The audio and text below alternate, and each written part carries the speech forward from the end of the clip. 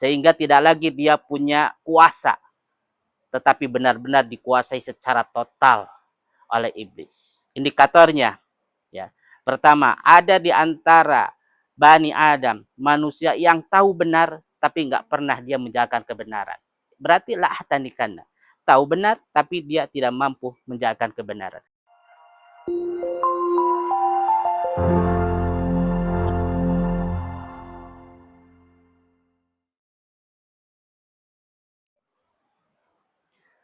Bismillahirrahmanirrahim.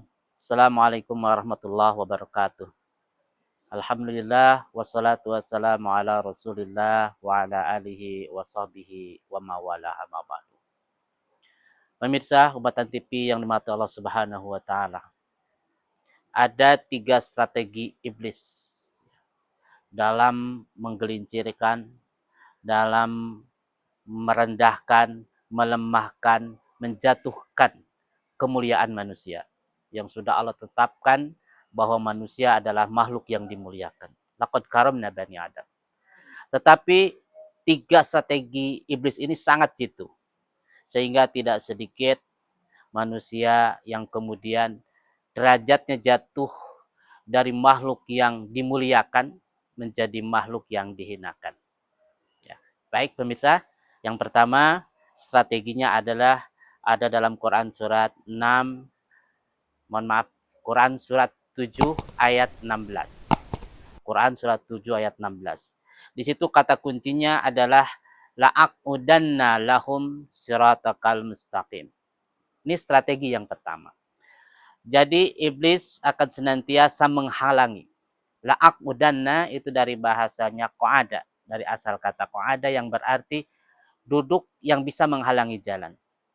Tahapan pertama, strategi iblis yang pertama adalah menghalangi manusia dari jalan yang lurus, jalan yang benar. Jadi iblis akan senantiasa berjaga-jaga, ya, konsisten, istiqomah untuk berjaga menghalangi manusia supaya mereka tidak masuk ke dalam jalan siratal mustaqim. Ya. Dan ini adalah merupakan strategi yang sangat jitu, ya. Karena salah satu daripada gerbang untuk bisa masuk ke jalan siratal mustaqim, ya, diantaranya adalah i'tisamu bihablillahi jami'an, berjamaah, ya. I'tisamu bihablillahi jami'an, berjamaah. Dan iblis akan senantiasa menghalangi manusia ataupun Bani Adam, umat Islam untuk bisa berjamaah. Karena dengan berjamaah maka faqad hudiya ila siratin mustaqim. Wa may ya'tasim billah faqad hudiya ila siratin mustaqim. Siapapun yang dia mampu i'tisam, ya, kepada Allah Subhanahu wa taala jami'an dengan berjamaah, faqad hudiya ila siratal mustaqim. Dalam ayat lain disebut seperti itu. Wa may ya'tasim billah faqad hudiya ila siratal mustaqim. Maka gerbang untuk masuk ke dalam siratal mustaqim itu adalah berjamaah. Dan iblis akan menawarkan konsep yang bisa menghalangi manusia untuk masuk ke dalam siratal mustaqim, yaitu melalui pintu gerbang berjamaah. La'aqudanna. Ini adalah strategi yang pertama. Kemudian selanjutnya strategi yang kedua. Summa la'atainahum. Ya, bukan lagi menghalangi iblis, tapi iblis itu akan menghampiri. Itu ada dalam ayat ke-17-nya, ya. Quran surat 7 ayat ke-17-nya. Tadi menghalangi la'aqudanna, sekarang menghampiri. Summa la'atainahum. Kemudian iblis akan menghampiri mereka dari depan, dari belakang, dari samping kanan, dan dari samping kiri. Dan tentunya ini adalah bagi orang-orang yang mungkin sudah lolos masuk ke jalan siratal mustaqim. Ya. Lolos dari dihalangi, kemudian dia masuk ke dalam siratal mustaqim, iblis tidak akan pernah putus asa. Dia akan terus datang, menghampiri. Summa la'atainahum. Tidak ada kata terlambat bagi iblis. Tidak bisa dihalangi, dia akan datangi.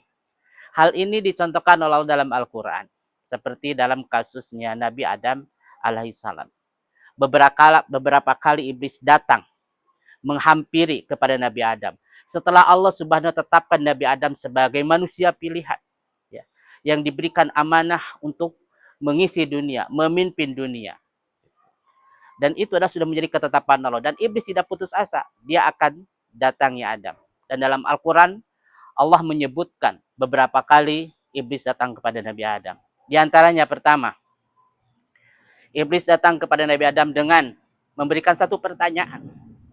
Pertanyaan yang membuat Nabi Adam mulai berpikir tentang keputusan Allah. Ketetapan Allah bahwa Nabi Adam akan ditugaskan ke dunia. Di antaranya apa? Salah satunya adalah manahakuma rabbukuma antil kasyajarah.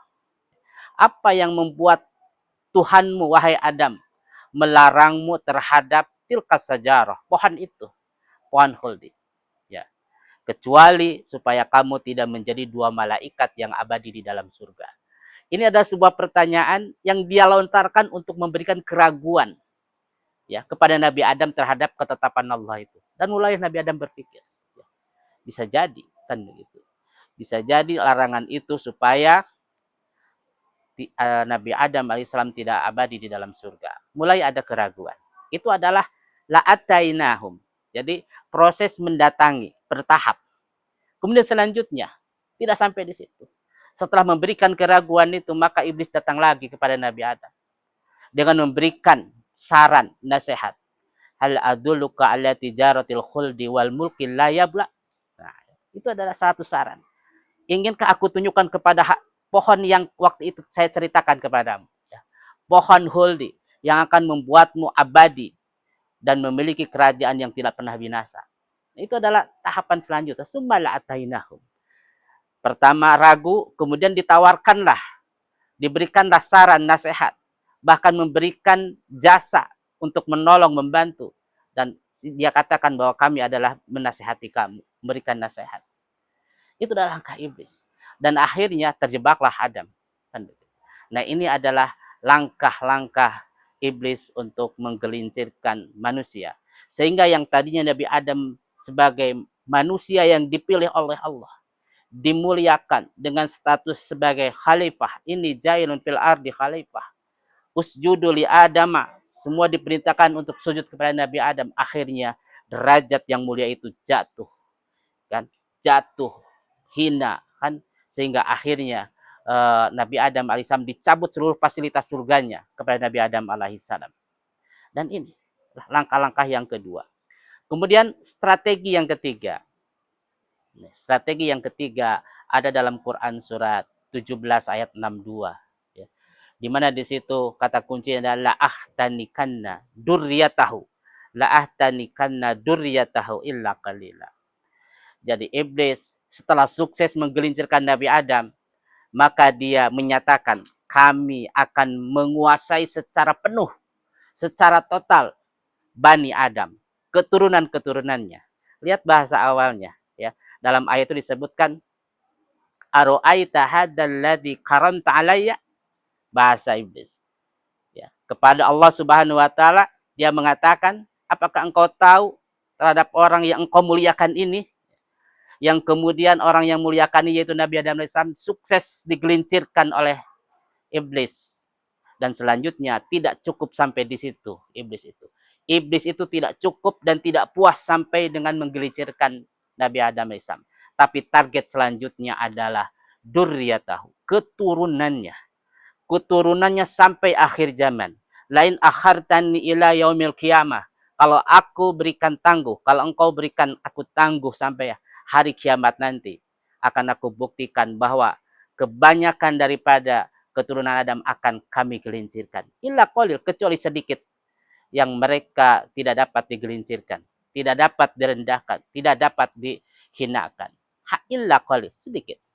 Dan itulah target iblis, lintas generasi sampai akhir zaman. La'ahtanikanna, kalimatnya adalah dari kata khanaka, yaitu seperti gambaran tali yang diikatkan kepada binatang lewat mulutnya. Sehingga tidak lagi dia punya kuasa, tetapi benar-benar dikuasai secara total oleh iblis. Indikatornya, ya, pertama, ada di antara Bani Adam manusia yang tahu benar, tapi nggak pernah dia menjalankan kebenaran. Berarti la'ahtanikanna, tahu benar, tapi dia tidak mampu menjalankan kebenaran. Atau ada orang yang dia terjebak dalam kemaksiatan, perbuatan dosa, tahu dia itu perbuatan dosa, tapi dia tidak kuasa untuk meninggalkannya. berarti dia ada dalam la'ahtanikanna. Nah, ini adalah 3 strategi iblis yang disebutkan oleh Allah dalam Al-Quran.